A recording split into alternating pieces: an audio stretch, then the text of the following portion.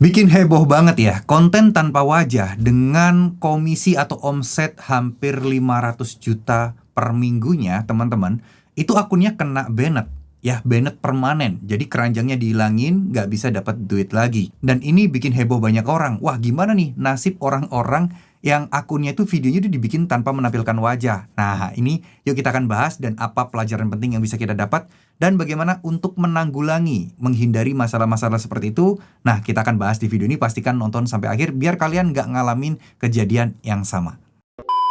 Oke, Assalamualaikum warahmatullahi wabarakatuh. Video kali ini kita akan bahas ya teman-teman ya, terkait soal akun TikTok yang kemarin heboh. Dan sebenarnya akunnya beliau ini pernah saya bahas di video sebelumnya. Seseorang yang menginspirasi banget, videonya sederhana tapi dengan keuletannya, kerja kerasnya, itu bisa menghasilkan penghasilan yang cukup lumayan luar biasa. Tapi kemarin ada berita yang cukup menyedihkan bahwa akunnya kena banned permanen untuk TikTok Shop-nya atau keranjangnya. Sehingga ya nggak ada penjualan gitu. Maksudnya nggak bisa upload video keranjang kuning lagi gitu. Cuman ya kita bahas aja deh ya. Kita bahas aja biar teman-teman ada gambarannya seperti apa. Oke, jadi ini adalah akun beliau ya teman-teman ya. Dan kebetulan beliau ini lagi live ya teman-teman ya tuh. Beliau lagi live, kalian bisa lihat nih seperti ini. Kayaknya koneksinya bermasalah deh. Nah, jadi kemarin tuh sempat ada beritanya nih teman-teman. Akun beliau ini nih kayak gini ya teman-teman ya. Tuh, lihat ya. Jadi ini waktu videonya itu keranjangnya dihilangin karena kena pelanggaran itu, dia tuh tapi masih tetap dapat komisi ya. Nah, sedangkan akun beliau ini sebenarnya nih kena pelanggaran ini nih ya.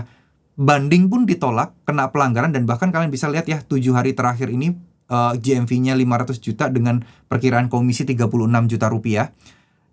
Kena banned permanen, ditangguhkan secara permanen. Nah, kalau saya lihat dan saya ikutin live beliau ini, penyebabnya ada dua ya teman-teman ya. Video lama-lama yang menyebutkan harga.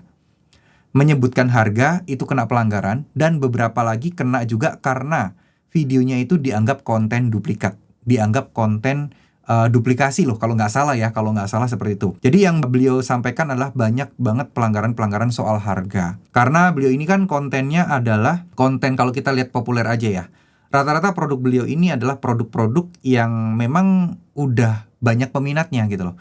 Jadi kadang strategi untuk produk yang banyak peminatnya dan udah dikenal namanya adalah strategi penyebutan harga. Promonya disebutkan. Sedangkan waktu dulu itu kan belum ada aturan ya. Ngomong misal nih barang harganya 35.000. Kita ngomongnya 30 ribuan, itu zaman dulu boleh teman-teman. Nah, akhir-akhir ini ada aturan bahwa itu nggak boleh. Kalau 35.000 ya ngomongnya di bawah 35 ribuan. Atau di bawah 36 ribuan. Nah, pokoknya kelipatan ke atas yang disebutin. Nggak boleh kelipatan ke bawah ya. Nggak boleh pembulatan, bukan kelipatan ya, pembulatan. Nah, seperti itu. Nah, beliau kenanya di sana tuh teman-teman. Nah, kontennya seperti ini tuh kalian bisa ya. Konten-konten seperti ini memang tentu saja beresiko ya teman-teman ya. Ibaratnya kan tidak menampilkan wajah, tapi pakai suara asli loh beliau. Itu dikira konten re-upload. Kenapa?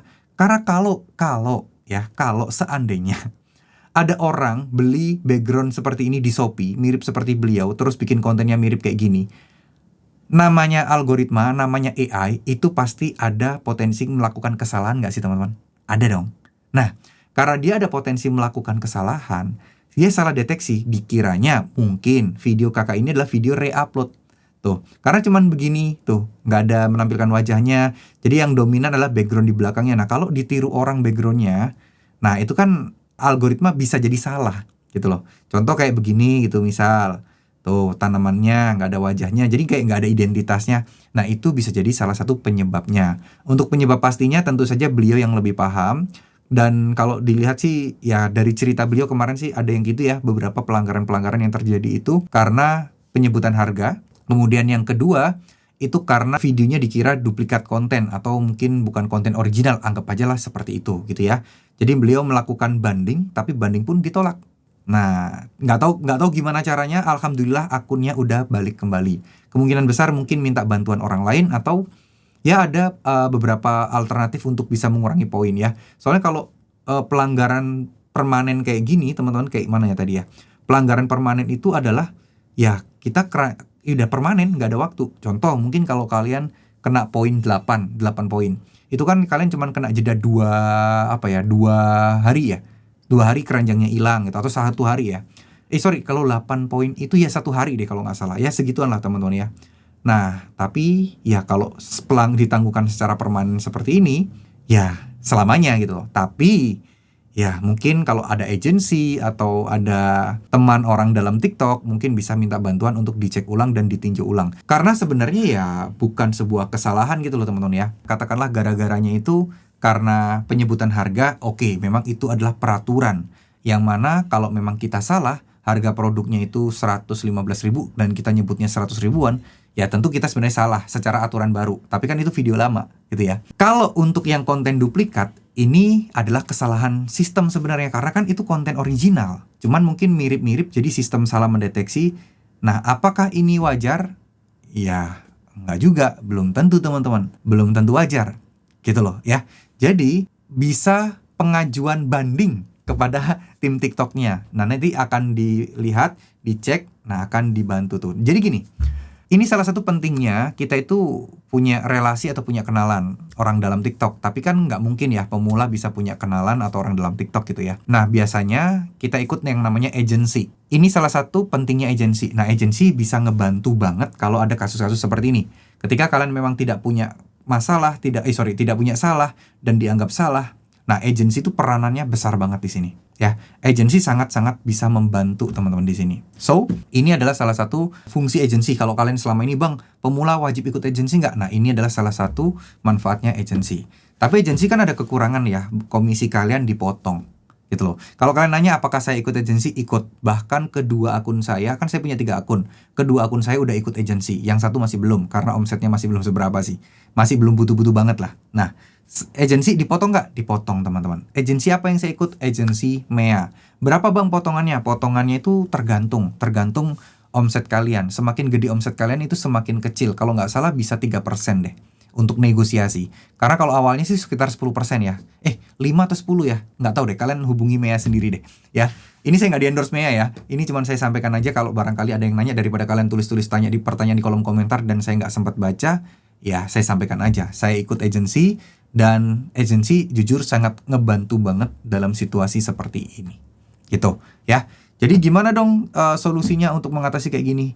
Ya kayaknya sih kalau bisa nampilin sedikit wajah lah. Mungkin cuplikan sedikit lah. Mungkin 3 detik, 4 detik, 5 detik gitu.